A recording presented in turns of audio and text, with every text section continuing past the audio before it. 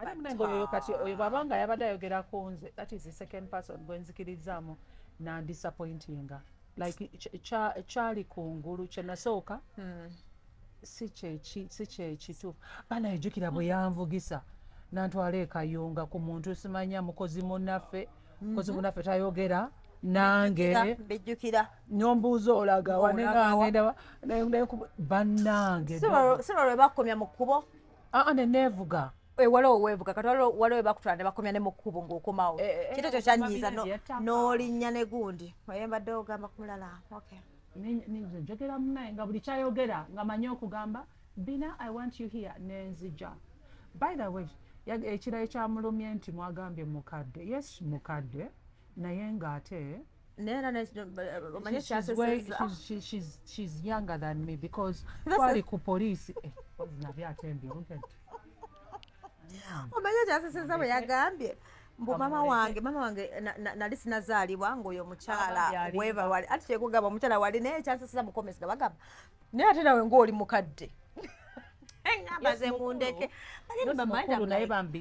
but there's something I'm not understanding naye oba omusinga naye akusinga so talowooza nti nali younger than you of which something I'm not understanding so what bwobanga oli mukulu obanga oli muto so what sebenanga abantu bansasa oli mukulu ayala nange ndi mukwogera bwogezi just all round kulanze nagambye wanga n'abantu mu comments bagambye naye Kasuku ne Doreen badde basinga okujubisa Bina didn't say anything but I don't know why they tagged Bina that's why sina gwe nazemu ku social media naye nga what is also so sad is that yes twalekerawo okola ne bagala kabasoke bansasula naye bansasula nga tuli naawe ku Valentine's Day ne bamalayo balance kumbo basaliddeko I know kumbo basaliddeko bambi bansasula naye zagwayo tezina gwayo nada bamalayo ze nali ngambe ne bagamba mbasonyiye 2 months nabagamba mbasonyiye because nezino zaali za mbirigo and I think it was after nga sina kyemmanya bya social media nga sina kyemmanyi mukazi watu mpostinga kyayika baba baali bamupressurizinga nga waliwo babanja sente ne bajjukira ne Bina katumusasule nga tannatandika omukiga naye ate incidentally nandere sibalangira abasonyi watu months nazo tuzeetaaga oyo omukyala nembe babagiggalawo remember how I remember because by then nali nakamala operation ey'okugulu kati nga letuguze emmotoka nga netaaga top banaffe abagoberera programu za Biva Organic nze Dr. Senjobe nakuguka mu butonde kujjanjabisa mmere middo na bibala Biva Organic tuli wano Mengo opposite Masengere ku Biva Organic House ne Hoima opposite Equity Bank olwanja kati twogere ku clove oil benefits ne clove tea benefits mafuta ya kalafu oba gwe tuyita pirawo masala nga bwolaba ku screen yawo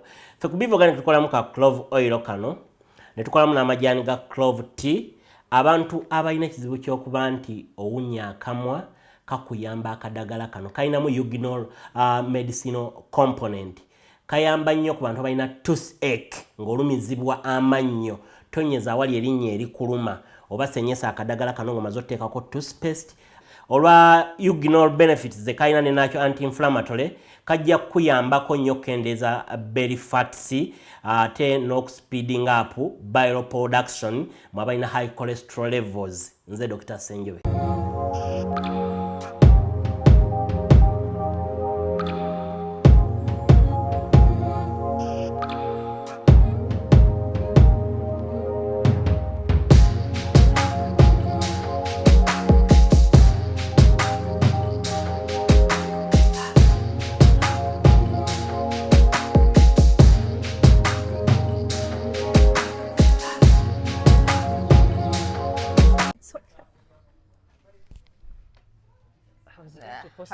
thing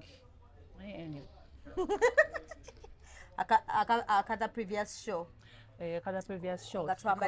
I don't know why people are tagging me in those things even one on the director munaye yabimpereza nangaba this is not you munange nange nabadde ndi awo on Wednesday nsoka nenda batag esooka I didn't pay attention manyi how TikTok is social media Thursday which was yesterday taga eyisooka eyokubiri eyokusatu eyokuna babayisaamu eggaali eno bataginze ndabako Doreen Nasasira ndabako Bina Baibe ndabako Kasuku babayisaamu eggaali batuusamu eggaali kuli ate twakuze ki nga I'm trying to be very sure before I even say anything so manange the tags ne taking my time out ne kula ku tag esooka nga ndaba there is some lady munange nga byayogera awo then for some reason I don't know how they do it nga fa abali wansi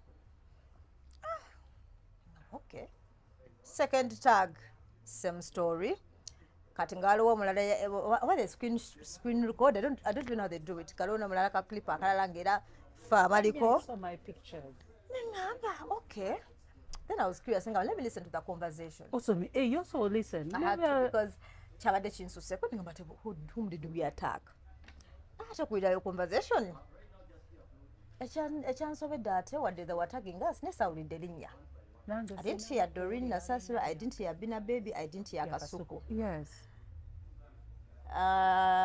That's nawuliddeko ngolo gwe bagambye. Njagala manya either nga nange ndi confused. Bagambye nti no oyo omuntu oyo ya bakula bamulaba.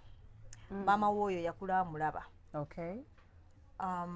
Then I saw that part. Bunga by then mbu UBC mbu yali eggulangawo saa 7 ng'eggalawo saa 6 wakolako ku UBC Bina nze UBC gye mmanyi nakolako ku UTV nga baggulawo saawa 12 ez'okumakya and then ne baggalawo saawa 6 ogw'ekiro aza nanawunsa neera nga nsoma n'amawulire okay so omuntu gwe yabadde ayogerako yabadde asoma amawulire ku UBC ate Bina wa UTV yes let me switch off this phone kati so you think they were talking about me? I'm still trying to analyze kwa nange ndi confused then ekirala ne bagamba nti no wabadde okola ki mbu ng'akola ku radio nga alina eddoboozi eddungi naye nga buli omu akola ku radio balina eddoboozi eddungi yeah because they can't employ you if you don't have if the microphone does not love you exactly you have to have that warmth because olaba ne camera ne bobeera ng'oli beautiful camera eba tekwagala they tell you the camera does not love you naye so nze ndowoozaamu tasobola kubanga ali kunze kubanga nange bwe nawulidde UBC ngamba Bina wa UTV mawulire nga yakusokolangana then ekyokwebamba saati okwebamba kyekino mbunooseka no newebamba booti Bina liivu Bina teyebamba nagamba omuntu yeekuusiza ku basajja neyebamba naye kwekuusiza ku basajja because bw'abanga yabadde ayogera ku nze akimanyi nti ne mu kampani ye there were people that came in nga baagala kola ki nga they want to be associated nga they come because of you right? You know, they want to go to visit the plots of land naye nga in actual sense baali baagala birala and I refused so then they were like but what is wrong you just visit the place neera nga bantwala n'abantu nga tubeera basatu no visiting yeah ne tu visiting kati I don't think ekirala ekyata sisobola kubeera nga because she knows nti nonze I respect my body but they always talk about it body count tulina abantu babeka body count tuli bameka aren't we below 5 because nze kati olaba n'omuntu bw'aba ayogera kale let's just say nti tasobola kuba nga ayogera allegedly we don't know kuba nga batayogera ku nze because omuntu eyeekuutiriza ku bantu ku basajja neyebamba kwa n'okubamba yakyogedde kubanga okwebamba is like this me that's what and she knows that me I don't sleep around right okay. Okitegeera I don't neera even my body count sikiwa nti ayinza n'okuba nga bw'abanga abadde ayogera ku nze bw'abanga abadde ayogera ku gwe she knows you've slept with very few people neera bw'aba atunuulira ne ku social media I think ye gwe baavaayo n'ayogera about ne bamwogerako ku byagundi ebyokubeera everywhere ne bakuteekayo n'obufaananyi nti yali ne ku website nze ebintu bye nali simanyi nange nabiraba website then I called and because me the person I know ebintu tabikola nali simanyi I looked at this beautiful katino kankubuulire I looked at this. In fact, boss waffe eri ku radio yangamba Bina gwayagala abakazi abakozi. There is a woman. Nandibadde njagala omuposting. Wow. So then I looked at this beautiful woman. The first thing I just knew. Nendowooza mu bwongo bwange, and I even said it on radio, nengamba beauty. Rarely do we have beauty with brains. Oli yagamba she's beautiful and she has brains. And she's hardworking. Nagamba and akasente ako yakeekoleredde. Wow. Engamba you sure? Wow, boss. Nga manyi neera kirabika. Waliwo. Nkitegeera. So in actual sense, twagenda okulaba ng'anyumiza. And she had come with somebody else talk about her company. And I saw a very good story that would inspire very many women. Girls. Because me, I always, you know me, I always look for the good in people. Oh yes, you do. And mugamba, wow, it's good to know. It's real hustle from day one. Olaba naberanga hustling to make her money. Exactly. Kumbe, here I was, nga. Bagamba the other story nali simanyi eya website okubeera ku website ne bagamba neera business ye bwetyo bwe yatandika mbunga neera ngali everywhere azivuna mu ezo websites kakati nembuuza bali bakola naye neŋŋamba no it can't be her naye ate like waliwo ekintu ekimu kye yayogedde nti abantu tubalaba ne tulowooza tubamanyi nnyo but we don't know them until people ababeera babamanyi ne bavaayo. So I don't know if the websites were true, but there is also something else kye nalaba ekirala ekyanneewuunyisa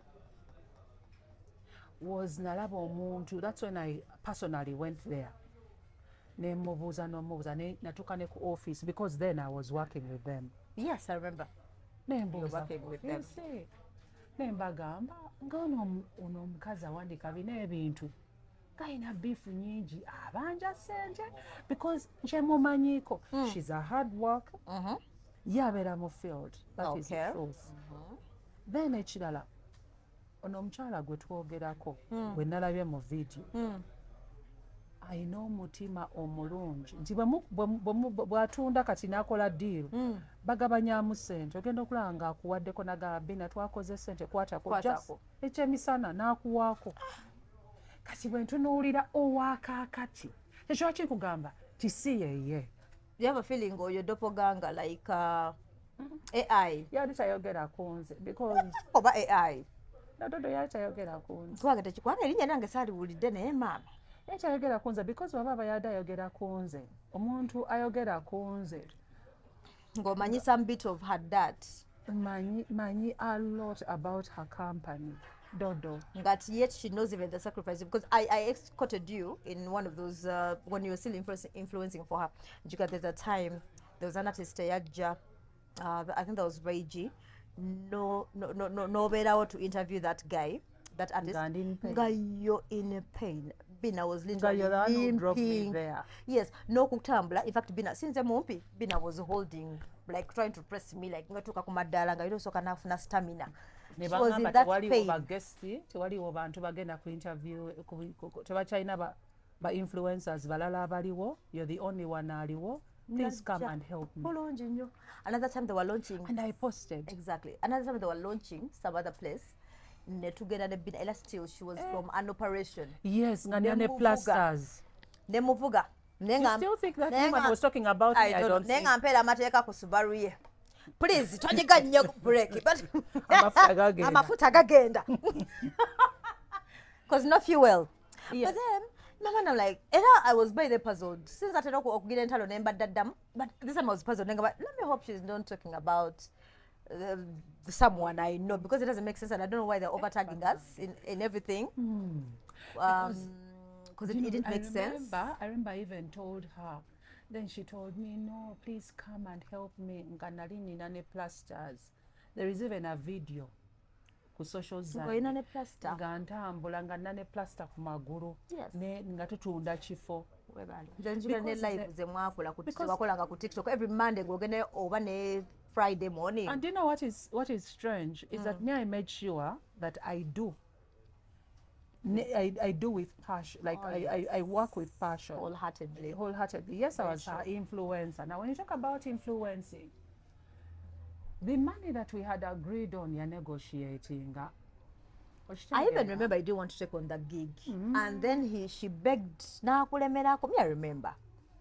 Yes. Because I remember, okay, Agamba Mbu, because like I talked about her, you know, like how when I get to know somebody is good. One guy example, Naga, people tell me, you talk about me on radio, can you please be an influencer? Yeah. Because me, it was my first time to work for such companies. Yes, true. Which I was working for corporate companies, bank, Nendala. Yeah. So then I talked about Unilever, Ebya. Njogera sente zenjagala. Nagamba neddansa liraako. Netukola. Kati. Dada abantu bakyuka bana. But did she pay all your money? Because I remember the time you were sick. Nagamba. Nti nno nti alabika tayogera ku nze because akimanyi ochababanja, I think.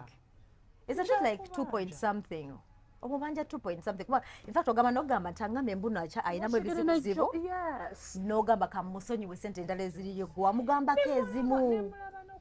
Ngate nezeyansasula waliwo ne bangamba otubanja sente nyingi nnyo kasooke tumala okumalayo zino. That's what I was told last year. Yes. Because me badde mbakolera, then afterwards ne balyoka bangamba, I think batandika okugenda oba embalala. Nangamba tugende embalala ne mugamba sisobola kugenda mbalala. I remember. And another thing, like Anna, I don't think she was talking about me because baba ayogera ku nze. Then the world is not easy. All the sacrifices you made. Wetukolera abantu ebirungi kituufu bw'okolera abantu ebirungi they take you for granted and then they abuse. Exactly. It doesn't matter how kind or nice you are. Sorange Women Syrup eddagala erikakkanya obulumi mu nsonga z'abakyala oba ziyite cramps. Lisange mu pharmacies, drug shops oba supermarkets. Lino lyakakasibwa National Drug Authority. You've always been betrayed. They abuse your kindness because that chick would call me short notice. Come do this.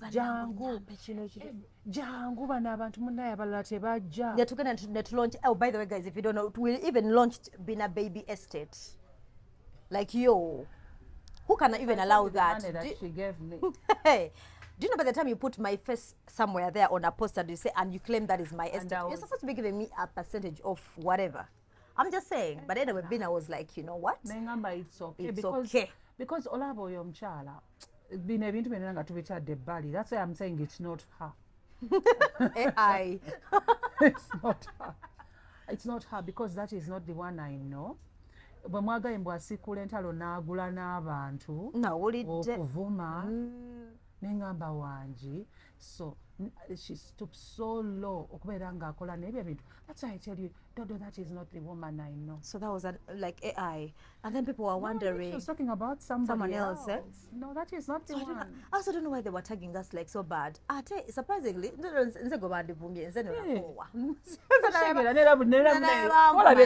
it was a shocker. At least if it was me and Kasuku, would be like, man, chebatukoze Kasuku yasinga Kasuku came nga yazze kwa point of view and advising someone.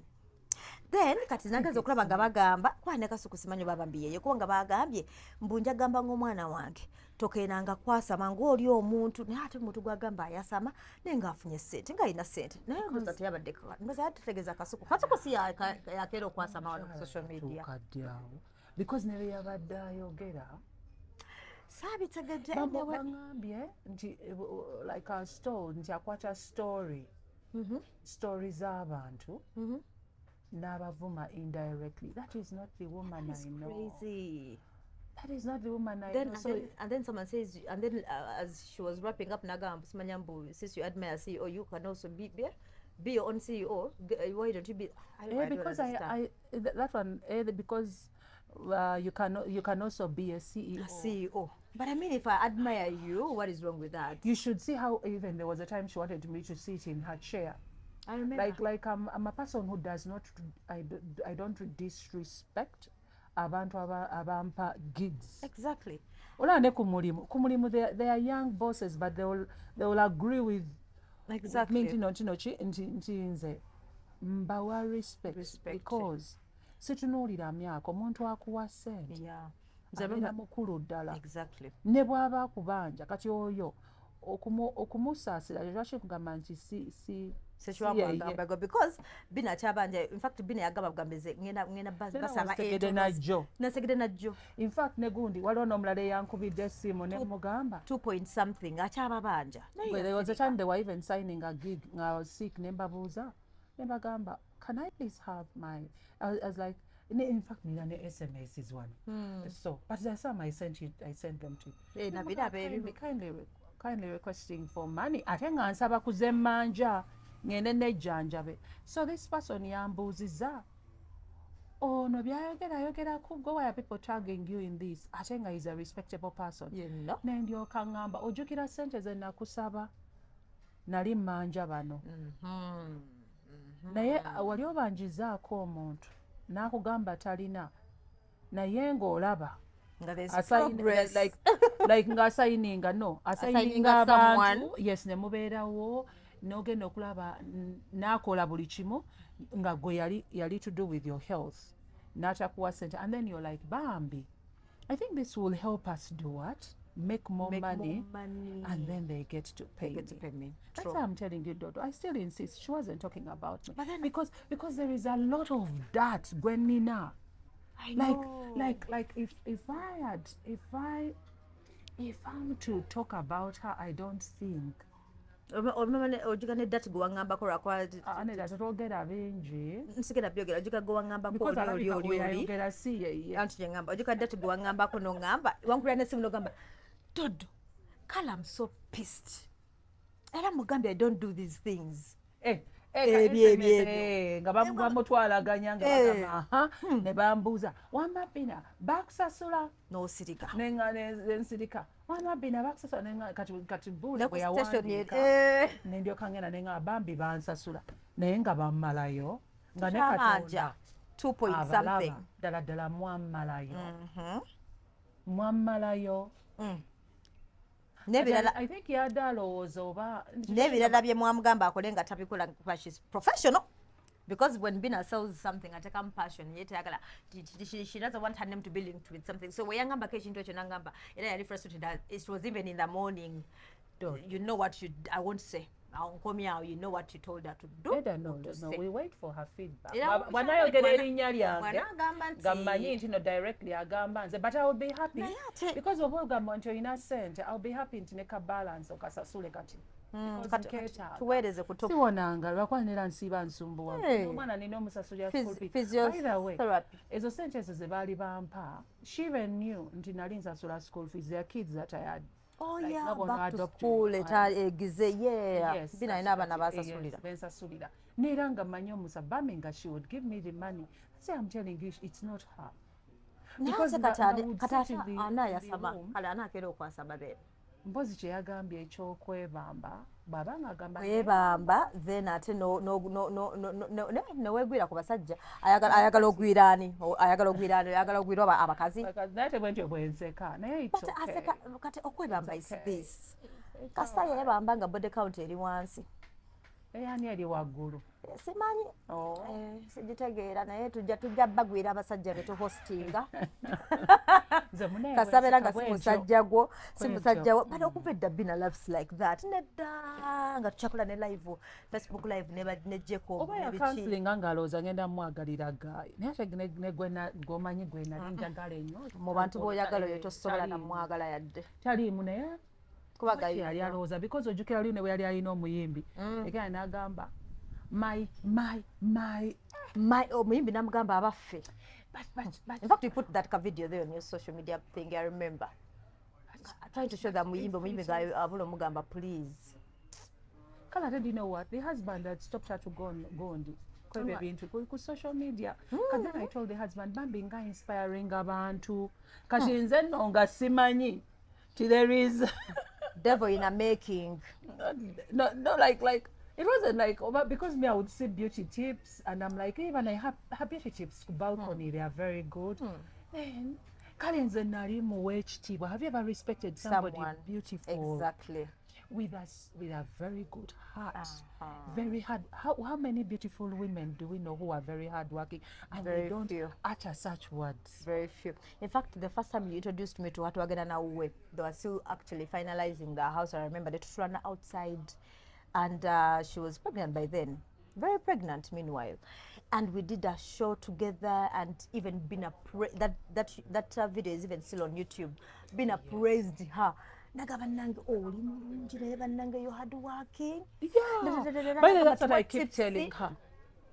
Yakimugamba nagaba tuwe tips. Okimanyi ne ku Wednesday. No one ne bawe bulungi nnyo cause at some point omusajja yatusanga tukola live n'ayingira. Yes. Nengamba manda muli balungi. Yes. No one ani akola oba ne yakwana munne sibijja agamba nakola atya because I know that ani yeguya munne ani yeguya munne ani yeguya munne.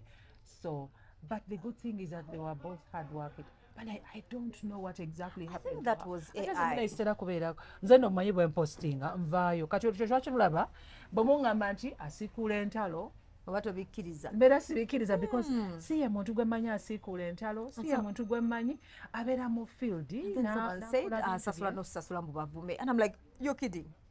Naye waliwo ebimu bye twakola naye saagala byogera wangambako ku kamu ebyo ate wabingamba naye wow atandike asooka amala okufulumya asooka yogeze because I didn't even sign a contract nti oba nsigning a contract nti sina non-disclosure bichi. No. You never signed an NDA with her. It was verbal. Exactly. Era mwebaliza ddala nti yanjigiriza eby'ettaka. At least now I know. And the person I know mulala. And this woman even helped Suna Ben. Ayamba Suna, you should have seen her. We were in the car together. And she was so concerned. Nemugamba, you're so concerned. Ngamba client, mamuri ba influencer bange. I can still do the same for you. Banaize nganda babirala. Kiringa ng'omuntu okuja n'agamba Doddo ayogera kiro. Kitegeeza ntandika okutunulira byeyogera mwana. Byenjogera oba wabiwulidde dda Bina. Mbikugambira wano. Because my mind I was like they're attacking Bina. But nze yasinga n'okujubisa. Kasuku yayogera n'enjubisa. Bina was actually trying to. Ne Junior yotale ku Junior. In fact Junior yenga agamba na obambo afro crusty. Ne tuseka. And Bina was just being positive, asking what is the role of a CEO. You know, can you imagine those innocently people? With the woman, how she has changed. They pray every Wednesday. Nalabanga, they are prayerful people. I even remember they were fasting. I remember those things. Yes. Saying that they fast. They pray on Wednesdays. Netuyingira waberawo ajja musumba waba 7th day najja n'abuulira enjiri on Wednesday. Netusaba nabo ne babeera bangamba Wednesday yakusaba n'olindako awo. Nze wakiri bantu bayacu naye waliwo Kasuku kye yagambye sente zikyusa abantu naye ate n'ekirala. Remember one day when I told you that when they delayed to pay me, and I was like, I don't know why she does. I told you why. I don't know why she does not want, because kati aonali ndabira ddala nga it seems she just didn't want to pay. Nga she's stalling. I think I remember because there was a launch that happened. Because it's not like her. There was another thing they did, and it was all on social media. You know, everything is on social media. They put it out there.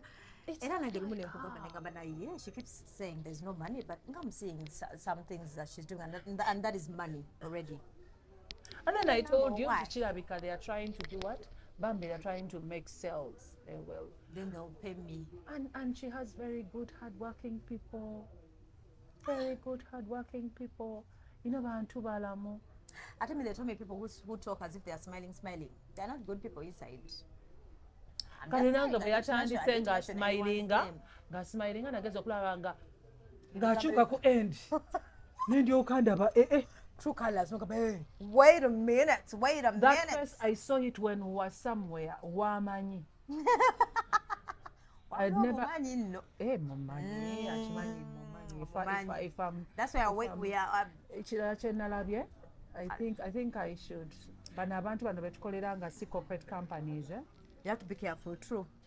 I think sometimes what you question about kumanyira, me have also noticed it. There is a way they familiarity eyingiramu awo n'ogamba and I won't negotiate just because I've decided to compromise and work with you doesn't mean that I tell you how you should step on me just because you are my employer or whatever. Era tuba tweyamba. Neweza kingamba you guys nze asinga wano okujubisa nze newe munvuma me I don't care, I don't give a shit. Newe munvuma, newe munjuzayiza obutaago, newe mugamba naddiba, newe mugamba simanya yamanange I know what is so funny is that I said she has nothing to lose. Meanwhile, you people who say mbuyebamba mbunaseka nagwira abasajja bamagala agwire kyagwire meza agwire ki tujja bagwira nga abasajja naawe kasaba otaliko asa nawe nkugwira kata nga gwe nkugwira lwaki agwira ne mugambo wayo nansasanga nkolamu sekade nga wayo lukabeere abaffe tujja bagwira nga bagesimu tuleka tujja kwebamba tulina ebisambi byaffe kasitanga teri muntu. First of all, she has nothing to lose. Bina has nothing to lose. Her mom ali ku social media. Kakati I even keep wondering mwabagamba ayambala mini ayambala bubi ayambala bichi. What is your issue? Aisha nalaba abantu bati abagamba. Ze muza sabayigawe. Eda ticha nalaba. Chenalabye kati bino bintu bino byanjigiriza. Abantu ababeera nga they look the elegant ones. Happy. And then for us who were skimpy. You know? Singa ebisenge byali byogera. That's why they say people have skeleton. Kati nga bwe tuli kale nza yeebamba nyambala skimpy.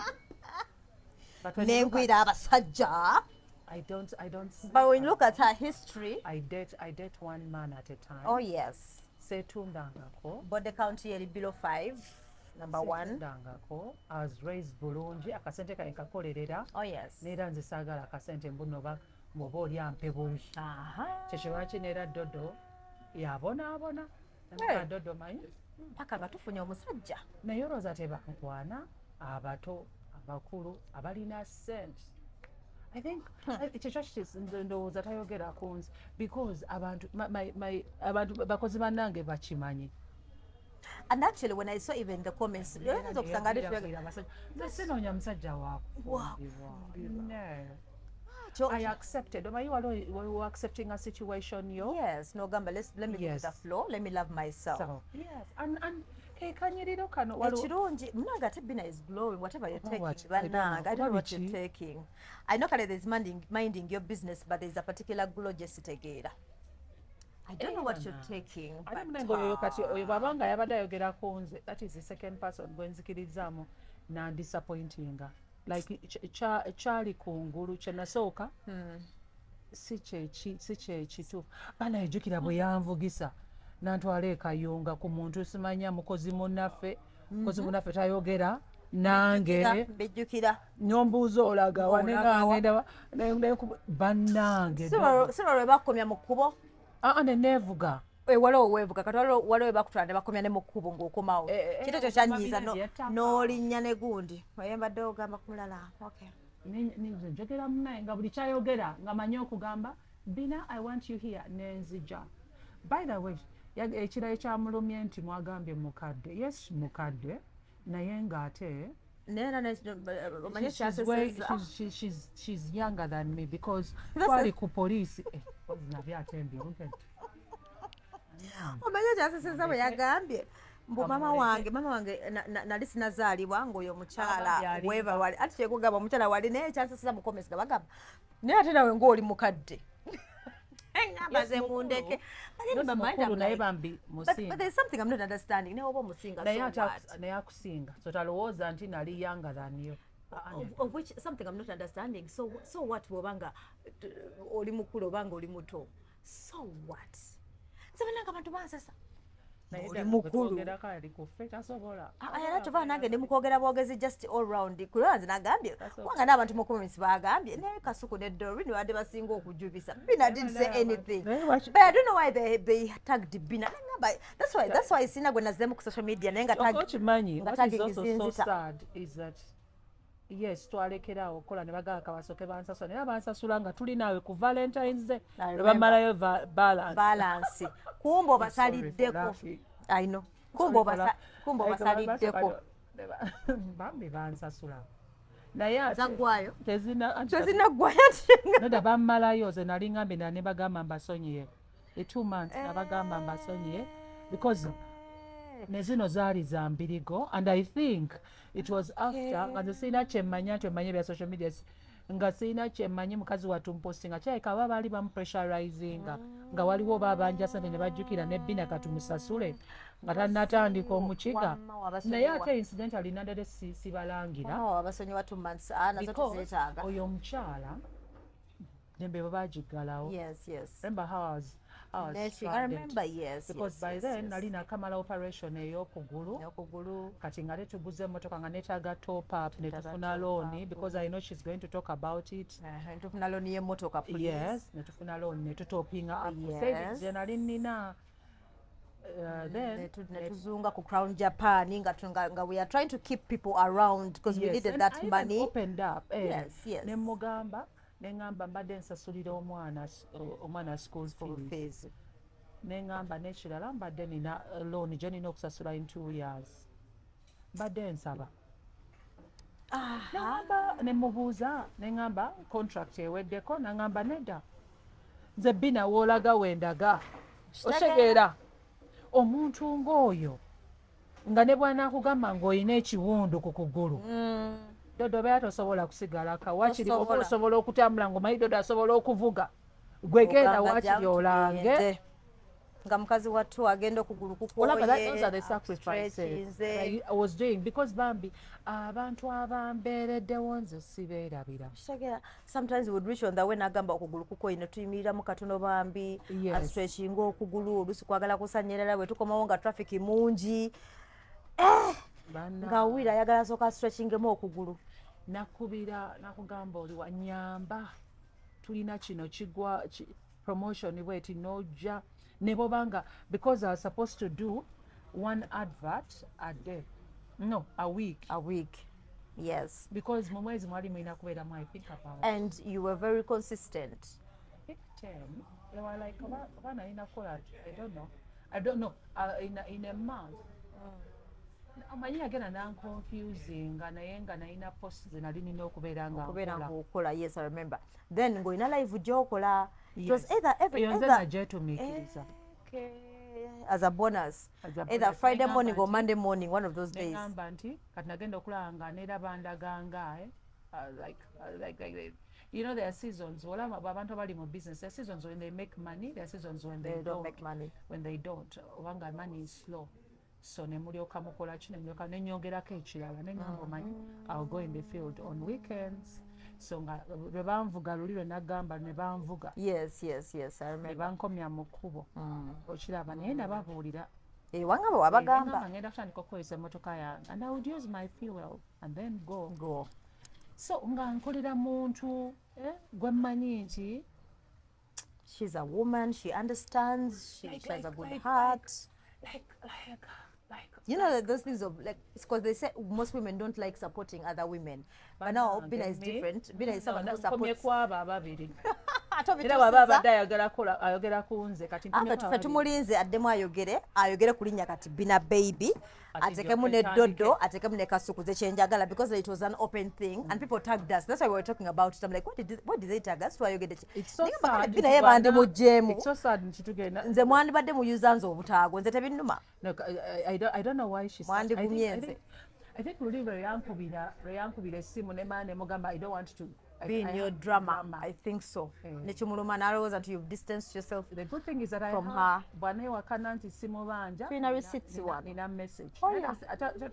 Takaba receipts. Receipts zaffe zezo mu simu. Receipts. As in message proof. Baziret.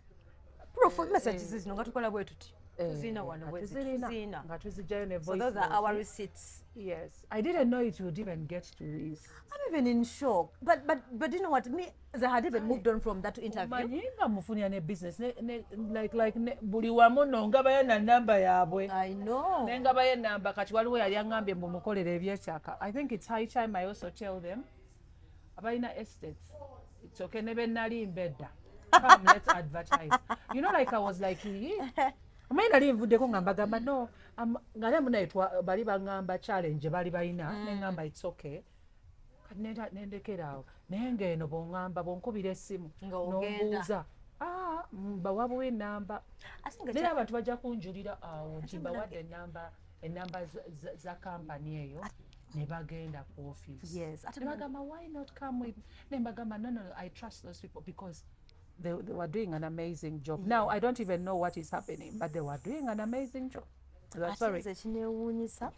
Bina is someone who always picky when it comes to influencing and influencing or associating herself with companies. And I was very alarmed. Boyanga, but I'm going to take on this company. But then I shocked. They are God fearing. The woman is beautiful and hardworking. Bina really nagamba genuine. It's a bit complicated. Ne ngena big, ngena bikola, and she will do it with one heart. Yes. This one.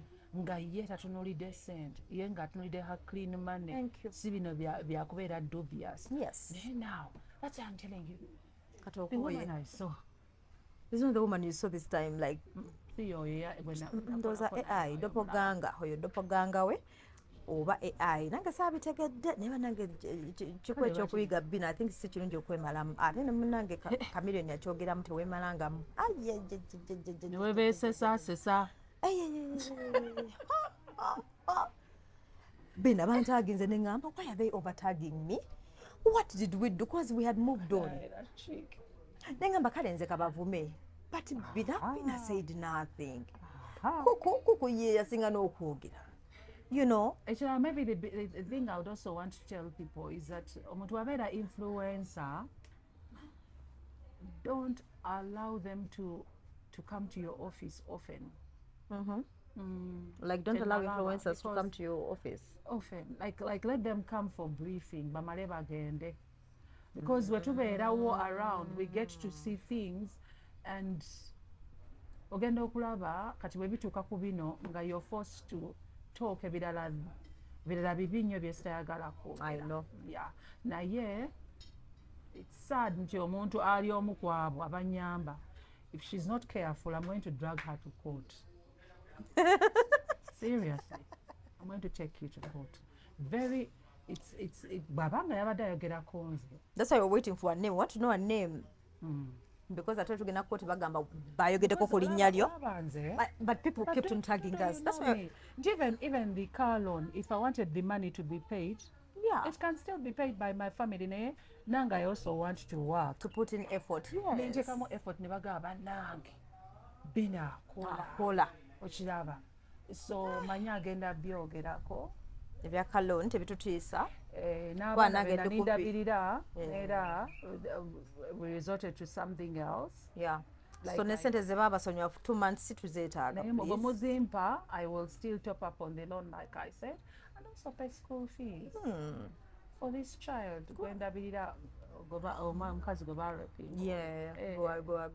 Gwensasula school fees and then also do what? Ogwenalonda oli ogamba wa watoto. Waliwo watoto waliwo ono omulala gwe twagendayo omuwala. Right? Omuwala gwe twagenda wenabweru. Yes. Naye nga beebale lwakubanga munaye Mukama neera kibabalire. I know. Because I didn't misuse their money. It really helped Bambi. It really helped. Yeah. Because omwana n'asoma kati ali mu P4. But there are things that yakoma last year naye ezo sente ka balance bw'okampa. Kajja tuyamba tugule ku requirements school fees tutopinge up ne ku loan abali bambuza okyabanja tubanja yali azimusomye naye kakati tuganye. Agenda ziweereza please. Naye ebyo bye biki ebyo kiringanga omuntu okugamba n'ogamba kimanyi bwe tugenda mu kooti bw'ogenda mu kooti n'ogamba nsemba nakyo naye asitungamba nti wammanyira kati nzaagala ssente zange. Kati mulimu abantu abamu abeefuula nti balina ssente. Exactly. So 2 points tezigenda kuluma ziweereze twemalire ddala. Because in my mind I'm like, if you got hurt so much for God knows what, why don't you pick up your phone and call someone? You have someone's number. I think it's 2.5. So we need our twazi kusonyiwa ne katuzaagala 2.5 please. Yes. It's Yeah. very little money. Anti kati mwe munaye mulina ssente. Kati mwabanene. Mwabanene. Even praise. Wagambe billions of dollars. Nenimba n'okulima mwalina billions. Naye omukazi oyo ebintu bye mulimbidde. That tumuyita billionaire. Kati 2.5. What is 2.5 billion? billions za sente zoyina billions kyokka the way banange Bina is praising you like even on that olaba ne video, bwe twayawukana yes ne baŋŋamba teyamwogerako kibi yadde n'akamu bakomeza ba influencers tewali yamanya dodo namugambe manyi balekedde awo binenebimu abali tabimanyi I'm forced to explain to responsible people okitegeera nate bakulinamu obwesigwa ne bakuba amasimu ne bagamba bannaye ate Bina ate ki and you're like what so I didn't attack anyone. I was even on that interview. Bina, in fact, for the first time, Bina was quiet on that interview. Wangatera okujubisa.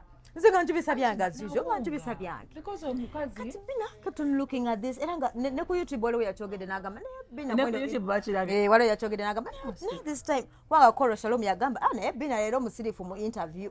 Kubanga Kasuka yasooka n'ayogera for like 20 minutes ng'akivuga ng'atuwa advice awo. Then ne ku YouTube nalabye someone said but today Bina is quiet mu interview because nga si yeye. Yes, because she kept on looking at Kasuku like this namwetegereza bwati olwondo kati ng'ebirowoozo byange bikyali kubiri bye mwade mwogera simanya akola ki nga nebedde omuntu then ngajja n'akipingamu katono n'abuza ekibuuzo nga Kasuku ali defense nga Bina oli mukuwolereza me I'm telling you Bina naweza bambi she did era nze nagambye okay bantaga maybe nze yajubisa bavume I don't care bakwandabye mu Julia wajubisa nani nojubisa bambi nze njajubisa era waliwo yangambye namulabye ajubisa ngambo message nga bawolereza waliwo ajubisa ngamufiirako oyo enalabye nasasira kyobalabika alina grudge bwalina grudge ate bamanyi mukulwanirako entalo but this time around ali nerwanira byange nali ku byange kati kyobala nagambye I won't even comment because even the comments abalabye interview everyone was confused bwe yagambye naye Bina didn't say it was actually Doreen and Kasuku yasinga okwogera nze nenjubisa ebyange era nga manyi bajja kumpisamu eggaali of which I don't care. Bina was just in shock for the first time. Bina was silent on that show. Very brilliant. Akola bwati n'atunira Kasuku mujjagenda mugirabe eyo show ekyaliyo ku YouTube. Bina was silent the first 20 to 30 minutes. Mama abitandikanga. First 30 minutes. Nga sinze bibuuza no bibuuza off guard. So she was like this. Era bwamulaba she was like this ngatunira Kasuku. Olaba waki nali ntunula bwentyo because mbadde nteekayo ennamba ku bantu abaagala amataka nga bambuuza nga bamanyi abantu munaye advertising is ate abantu companies ez'enjawulo apart from corporate companies naye companies ez'enjawulo bano abatuwa buno tebamanyi nti oyinza okulanga ekintu then after some time omuntu n'alyoka agamba Bina liri ettaka lye wali olanga likyaliyo nobagamba kuba kwene ennamba nobaganga bw'oli busy nga tokyagala bagamba toliyo because abantu abasinga babeera bakugulako nga bo bamanyi Bina kazze kintu kiri genuine so that's what happens ntino kati nga mbagamba mukubeeyo ennamba kyokka nga she's been recommending people even nga yalekerawo n'okukolayo nga she doesn't have. I stopped last year in November, halfway November. That's when I stopped. Kale bannange kinewunyisa. Bina has never talked about you or talked bad about your company. No, never ngolusi walaba ekintu nga nze amugaba n'omugaba negamba tondaga nga ye akulaga nga she's praising agamba bannange look at this is nice. Erinnya lyange like some of us like okubeera nga omanyi ojukira wa Crown Japan katwe yagenda n'agamba nti Bina gwe byotunda bye binene. Remember when you got for me a job to Spark TV then I started working bambi oyo omukazi n'alyoka ajja naye n'alanga ettaka n'okulanga I remember then ne Crown Japan kati ice cream eyo nga nze nanga binene now daba twali tulanga when was it last year? Yes it was last year. But this year, that's when the guys started getting clients about actual ice cream machines. Zenalinanga ku TV, to washing machines towards the end ngati nabo bavuddeko nga bagamba ekintu munaye tekitukolera. Kati agenda okulaba nga people later call. Kati ne wano naba amataka getwali tulanga. Then people started calling me. Kati nasobola bagamba nga sagala mulemese. Tukira yambererawo. Nze abantu basatu bemmanyi abambererawo. oyo omukyala dodo gwe in fact dodo gwe oba osooka because nakulemerako wannemerako yali ayagala kuva ku siini ono gwolaba then oyo omukazi then Crown Japan abo bali in fact tugambe abo bakikola bonna yeah it was actually basigabe basinga okusigala tugamba peya ziri bbiri gwe nabo akwasagala bagambe nti yasinga nga ne interview wetukola interview by then twatulikako Zubeda bishinga Zubeda Jeregono asiba muzi washing machine uyo mataka sibogera tunda mataka gaba nga tuba tuseka you know I'm like ate kati ng'ojjukira n'ettaka ly'otunda ng'otunda ettaka nga sina bino ntino nga ttaka lya kabaka nakisagera soli nagamba naffe twagala tagetodiusi yachapa nogamba nojubisa but the other lady bannange nga she praises the lady. Those plots of land can even help you omanye okubeera nga you can have a loan then you invest kati nenkutuukako n'okugamba nti bannaye nyamba tuteekeyo advert ku YouTube mu love life nezo interviews emugamba ez'ebbiri zetwamuwa twazimuwa because of Bina yaŋŋamba omanyi bonus because and they were telling me they were not doing well kati nganze munnaye because YouTube we charge interviews we charge kakati mune Bina nangamba this person nayogera ne kutaka lye n'ateekayo n'ennamba ye nekuteekanga yes even the second time netugenda ku office ye for the second interview nayogera era ku ttaka lye nayogera n'ennamba ye n'agibwayo jjukira bisigale ku YouTube tetubijjanga nayo for free meanwhile gamba nekirala like we did bagenze ku interviews zetwakola zenakukako ogende nga indirectly nga you're actually promoting taka naye ng'obimanyi tulina kutandika mu relationships kati bagambye omuntu n'abawa mention n'abawa interview tamanyi mbu nate go wayamba ne mulyoka mutandika omuddako ne mwogera bwe muti oh God anyway like we said we are waiting for the names to be mentioned then we really prove that we were the ones. But we are also alleged, we are assuming. Ananga, I hope abanga kituufu ngabadde alumba gwe nga then ekitegeeza kati ne beera ndowooza ndekeraawo okusindikayo abantu I know like manyi omuntu akuteekamu omutima omubiya bajja kukulaakulana ate kati that's why you wonder why some good people change. They can be like, that person had a good heart, but they changed. Somebody bad mouthed me nampayiriza. Because buli kimu nze kyenjogera ndi mu kiga era bye neekukuluma nga mbigamba bo mbagamba this is not professional. My dear ndo tuve wano lwakwajo kati okwogera ebyamba by'omukazi bambi ebintu babuulira ebintu by'okwogera nga abantu baseka abantu ababesesasesa era omusajja bw'ojja ng'onkwana nga weesesasesa nja kubengato ku mumwa Pax mu interview navumako omukazi nedda so what are they saying lwaki ya anoonyaamu nze agasobola kufunaga dodo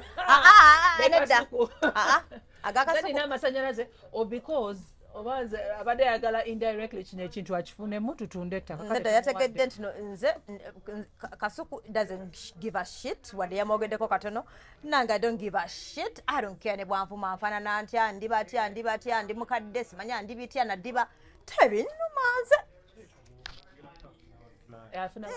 kati yafuna ba clients because now mbadde muwaayo nga bantu bagala bansaye ku ofiisi ye naye nga what I normally do is bagamba nga ndi busy naye kubeera n'ennamba bajja kusootinga because nali sikyakolayo but neera neŋŋamba aye kati okiraba badde ngoba n'aba real estate kati yabalabisizza kale kati munnaye kantwala obuzima naye munnange owa real estate aliyo katutandike sigenda kubagaininga katandike naffe get ready with me nga tubeera bwe tuli ba billionaires ano byonna bigaane olemwa naye mukama amuyambe bambi ayongera omusaasira era ffe katulinde here any names mentioned we are going to be coming here and bina byamanyi bingi nga tuteekayo kwakamu nga tusirika ffe tetujja kwasama tetujja kusmailinga nakusmailinga era tukolayo kamu netwogera netukita naye kimanyi nti omukyalo yammanyi nti zikyala Ese sinnasala bulungi lwakuba nkyawunze. Kugabe kweyo interview Hollywood for the first 30 minutes Hollywood. Ani mwalema Ngera Bina abuuza kabuuza katonda gamba naye nedda ngamba Bina twala fayire ulalala nze alasinga n'okujubisa noloza mbuno nze na grudge nakubanga ababuuze abantu bakola nabo ku Daily Monitor Bina zakyalanga nga batandikira nga batandika okukimanya okuva ku floor ya wansi oba baawona batya okubeera nga saabogerako nti tebannansasula. By the way bakwa baalwawo ne sente. I think because you respected nga agenda nakulimba nebaweza messages sebo nga sometimes bakuddamu nga we baagala no sirika naye kati nga mpita wa PA naye PA kati nsembayo nga ngamba akasente ako tukeetaaga. Yes wadde twagamba tuzibasonyiye no we changed our minds kati abali baagala okunwanirako olutalo bambi manja tubanja wadde yamugamba twali tumanyi nti bambi baba yabadde ayogera which I don't think yadayogera kunze oba yadayogera kunze ate sitegedde kubanga nkyaloonya kukasuku nagamya nakeera okwasama wano ate yakeera okwasama yakola ku UBC nakolako no ku UBC yali UTV ne ku UBC nagenda ne UBC nosoma amawulire gokka ali nsoma amawulire naye it's so sad nti abantu like tubalaba walono ne yagambye Bina today you're humble what happened I was in shock gomanyi kye kitegeeza like oyingira mu company n'ogitunuulira n'ogamba Reigi yambuza nako ne mugamba it's legit naye nga yali atidde okitegeera there is hope ng'obuliyo butinitini that can be sorted okiraba so komanyi kitegeeza okubeera naye ng'atunuulira kasuku nga akola bw'ati namutunuulira n'omala n'okolako ne bw'oti it was me yali ajubisa nga tukugamba Bina sirika tulekeemu naawe sigenda kuddamu kukolera sente entono because it has a cost bamanyiira bano abantu sigenda anyway nga bwetugambye Bina ayinza okwogera ebyama nga zaavuddeko naye tezinavaako acha processing by the way kubanga yangambye what did I do what did I do still processing because I didn't attack anyone that I know right those people who smile nga yabadde nga kyokaddodo kimanyi nti oyo wakubiri ng'akunoonya nedda omanyi benkuleetera oyo kati wakubiri oba abasomba oli bannawe naye bannaye so anamwogerako naye oyo naye aye naye wali kutandikako oyo nja kumweyambulira nja mukunamira oyo ye takutankuula ne live nja zikola oyo apakapa sijjako gwe